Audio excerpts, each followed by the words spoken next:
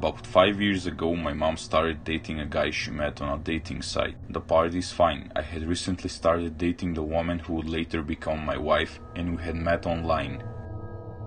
So my wife and I never really liked this guy. We didn't think he was mean or anything like that, just a little creepy. He was quiet, he kept his eyes closed a lot, and occasionally said odd things, like offering my wife a chocolate and then popping one in his mouth, closing his eyes and moaning as he let it melt in his mouth. One time my wife and I were visiting my mom, but she got called into work, so we waited at her house.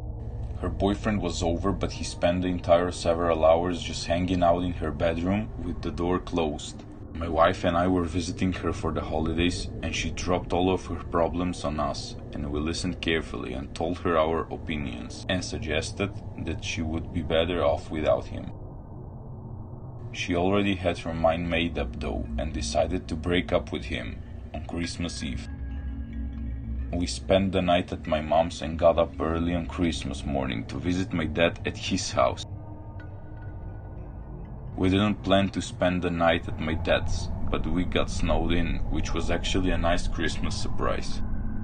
The next day, we left as soon as we could get through the snow, and my wife suggested that we stop by my mom's house on the way so that we could see if she was okay. My wife just had a really bad feeling about my mom's now ex-boyfriend. My mom's car was in the driveway, but that doesn't mean much because she lived close enough to work that she often walks, and it hadn't snowed in her town. She also never locks her door, which drives me crazy, so we let ourselves in. That's when we see blood oozing out of the refrigerator's water dispenser. It had filled up the spill container and was leaking onto the floor and had made a puddle. My wife screamed and freaked out. I fully expected to see my mom's head in the freezer.